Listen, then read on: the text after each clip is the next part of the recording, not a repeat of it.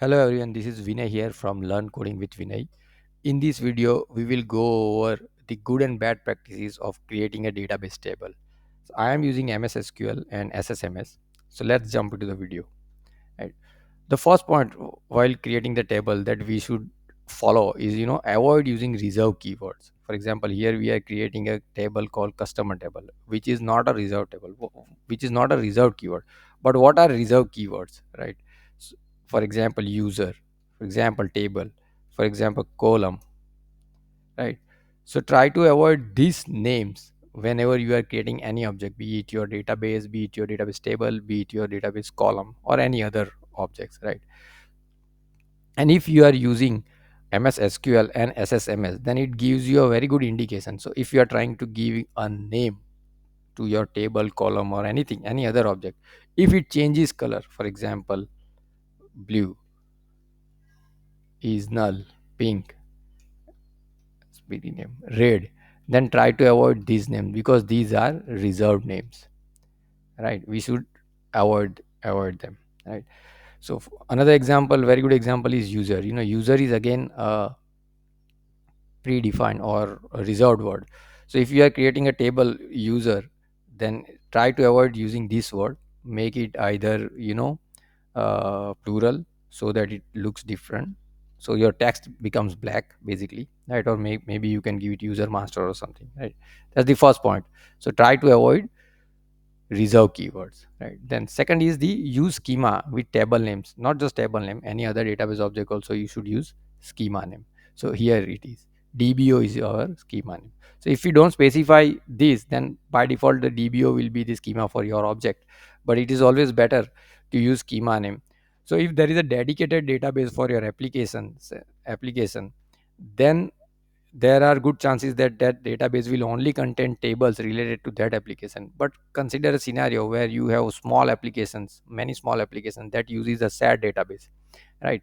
So usually what people follow, that they will have a dedicated schema name for each of the application, and each of the object in the database are segregated using the schema name for that particular application, right? So it is always good to follow, it is always good to use schema name, right? And next is the use consistent naming convention, right? Now there are debate around whether to give table name as a singular name or a plural name, right? But it depends on your project, your coding standard, but make sure that if you are using a singular name, then it has to be followed across the database. If you are using plural name, then it has to be followed again across the database. So have a consistency in your name.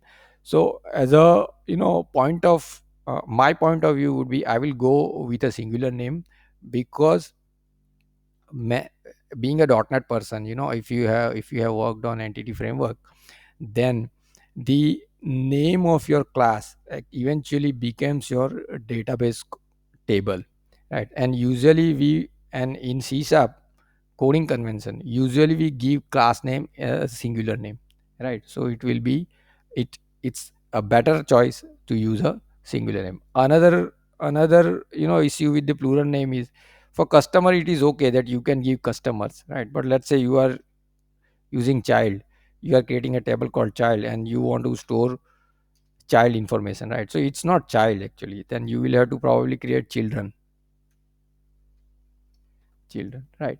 So it goes a little off track, the naming goes little off track. So my favorite, in my point of view, we should use singular names, right? The The next one is use clear and descriptive table and column names. Basically, not just table and column names, any database object. For example, if we go over here, so this is an example of using preserve word, a bad practice. This is an example of giving a short name to a column, C name. Ideally, we know it's a customer, that then it will be customer name only. But C name indicates other stuff also. For example, if you are a tag person, C name are the server. Sometimes they are database or server names also. C name can be referred to that also, right? So rather than giving C name, it's always better to give a proper name that makes sense. For example, in this case, customer name.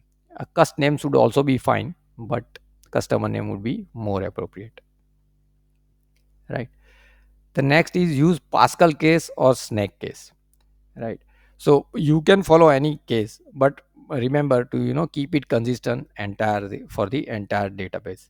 For example, this is a Pascal case, this is a Pascal case, right? This is a snake case, right?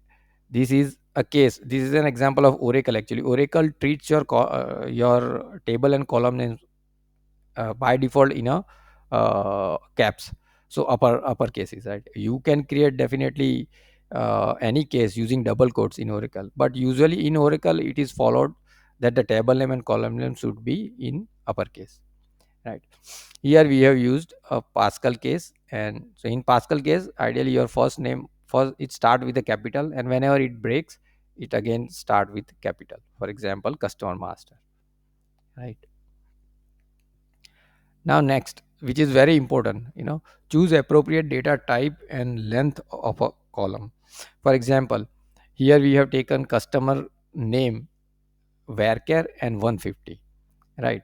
So ideally, if we talk about names in India, they won't probably go above 150 length, right? So 150 is good enough. So we should not give it varchar 500 or varchar 1000. We should use appropriate data type, and whatever length is required, that we should use that appropriate length, right? So varchar 500 would be probably a bad example over here. Varchar 150 is sufficient enough, right? Another example is, let's say we want to store gender, right? So M indicates male and F indicates female, so character 1 ideally would be sufficient, right? So here we should not take varchar because the data in our column is of fixed length, right? So choosing between varchar and char, one thumb rule to remember is, think of the data coming into that column. If the data varies in length, like in this example, customer name. So my name is Vinay, right? It's 5 character, Vinay. Imagine someone with a name, say Balakrishna, Balakrishna. It goes to 11 characters, right? So data coming into this column will vary in length. So varchar would be an appropriate data type. While for gender, we know it's fixed, right? It is going to be 1 character only. So char 1 would be an appropriate data type and length, right? So choose. So between varchar and char, what to choose is quite simple. You know, think of the data coming into those columns and think if they are of a fixed length or variable length, right? So here I have given one example, right? That can be fixed, fixed in length, because it will be either M or F, right?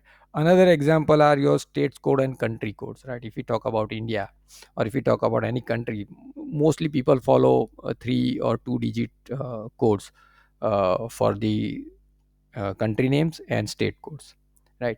So I want you to comment in comment section, a few example of fixed length data that you have seen around you around or maybe in your day to day life, right?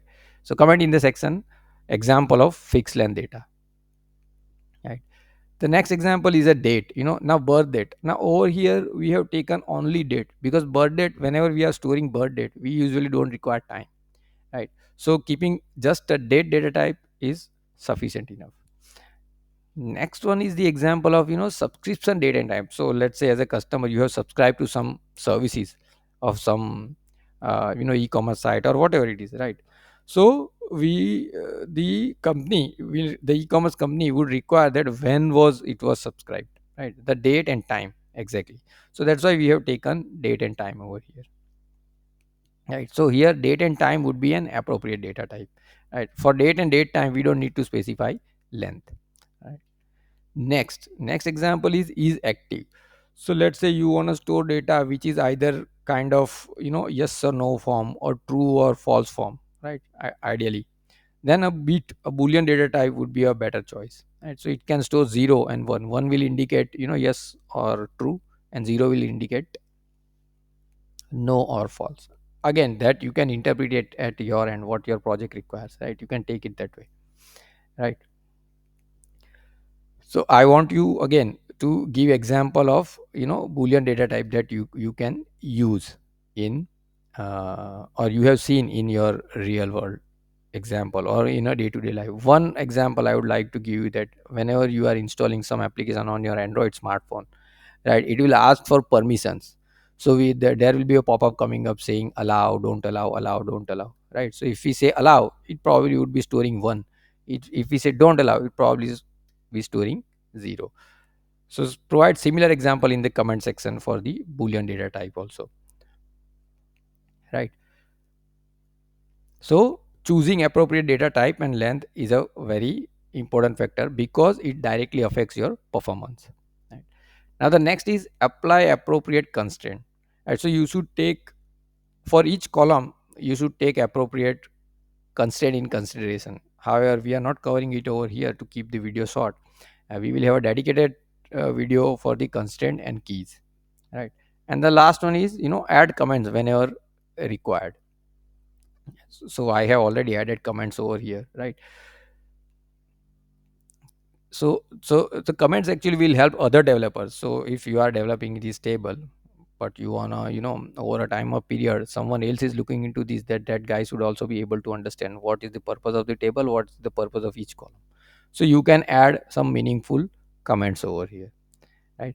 So I hope you have a good you have a good idea now about giving a table. Our Whenever you are creating a table, try to follow this thumb rule. Let me quickly summarize.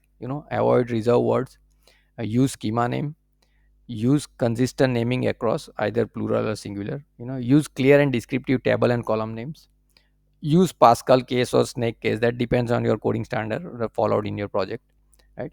Choose appropriate data type, and then this is a very important factor while creating a table. Then use appropriate constraints and add comments if required, right? So I hope you will have I hope you enjoy this video, and I want you to comment in your comment section two example. One is a example of fixed length data, and one more example, that is that you can use a boolean data type over there, right? And one more actually I would like to add, that is, if you can give an example of time, just time. We don't need date, we don't need date and time, just time. If you can add example of just time type, that would also be great. So thanks a lot guys, again, see you in the next video.